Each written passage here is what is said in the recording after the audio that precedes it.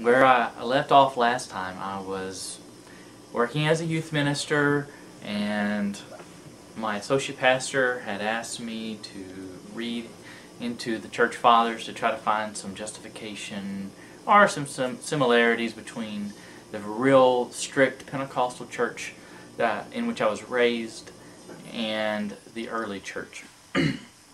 Of course, I started looking in the church fathers, relatively ignorant about even their existence or their names or what they had to say. But I did start reading, and it was a little foray into a different world, honestly. A world of bishops and priests and deacons and words like the Eucharist and a devotion to Mary. All these things seemed very foreign to me. So I kind of put it aside, but it did bother me, and honestly, this and some of the questions that I had always had about the church that began to weigh upon me to such a point where eventually I left the position that I was in, not only for these intellectual and faith-related issues, but because my wife had just given birth to a baby. She was unable to work, and I wasn't able to provide for them. So moved on to a different position outside of ministry. It's where I needed to be with the kind of questions I had. I did not feel comfortable ministering to others at that point.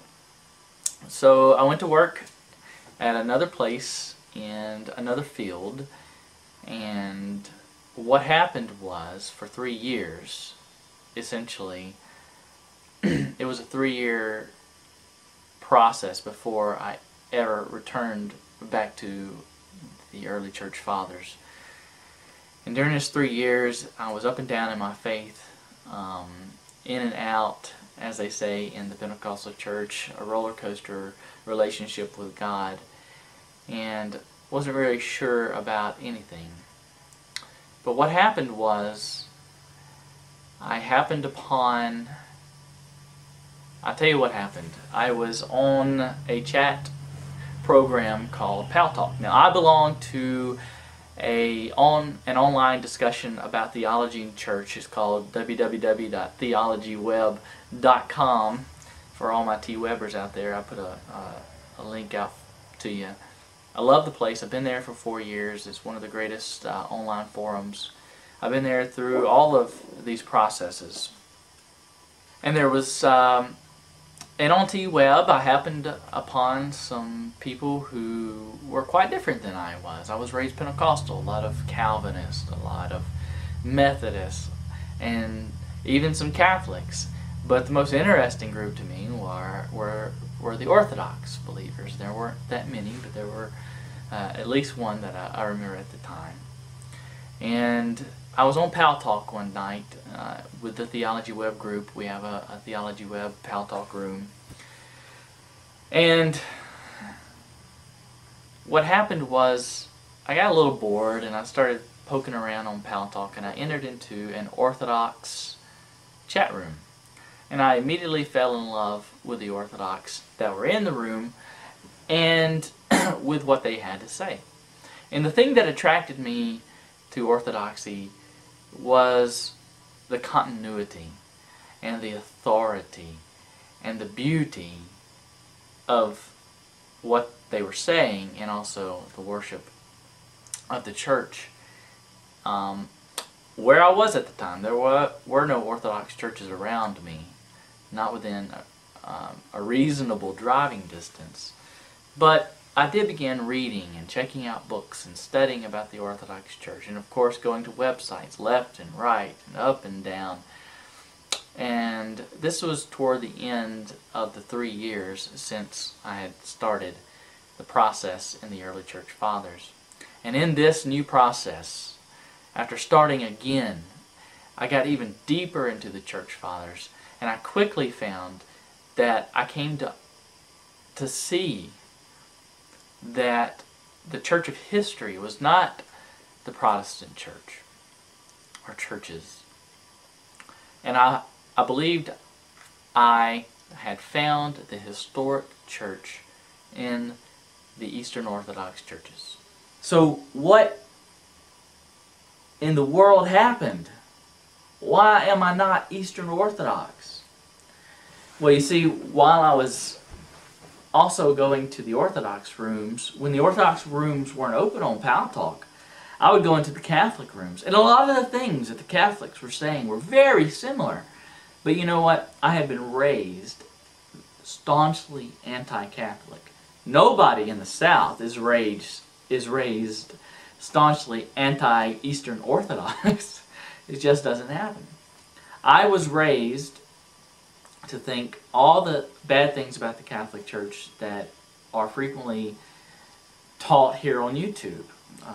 The Catholic Church is the whore of Babylon. The Catholic Church worships the Pope. The Catholic Church worships Mary. The Catholic Church is idolatrous. All of these things.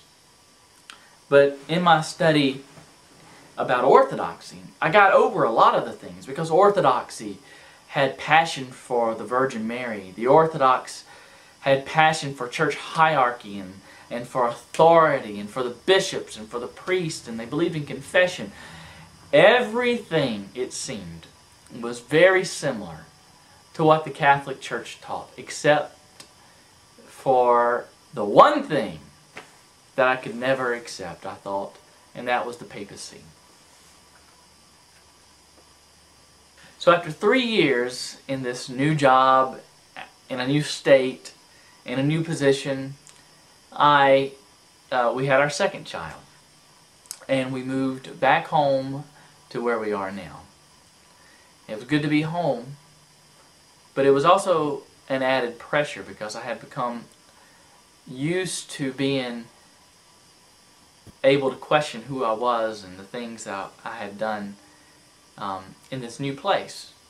And yet here I was back at home with a lot of external pressure like family and friends that expected a lot of me.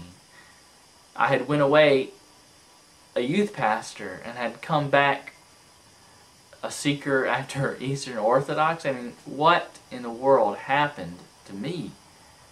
And so there was a lot of concern for me. But I made the plunge. I said, I'm going to find an Orthodox church. And I started attending an Orthodox church. 90 minutes one way to get there. So 90 minutes every Sunday. It was hard. It was hard on me. It was hard on my family who did not understand why I was doing this. I tried to make it clear to them, but I think I just alienated them even more. Because I was very passionate about the Orthodox Church. And in my passion, I think I pushed a little too hard. And so, during this time, I did become an Orthodox catechumen, is what they call someone who is studying, who wants to be accepted into the church community. And so, I was an Orthodox catechumen. I studied more. And those times that I couldn't go to the Orthodox church, sometimes I went to the Catholic church. And I told my Orthodox priest, and he's like, well, it's okay to go, but, you know, be careful. And when I went, I really felt the presence of the Lord there, in the Eucharist, in the sacrifice of the Mass. And so, in my readings, in my continual study, the walls between me and the Catholic Church began to break down a little bit. And at the same time, around the same time, I started to have some personal issues that interfered with my continuance in the Orthodox Church.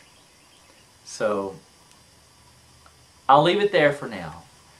I want to end with part 3, and I want to do it relatively quickly after this one. And then I want to do a follow-up video about the Church Fathers and what I found in the Church Fathers that led me to the Catholic Church.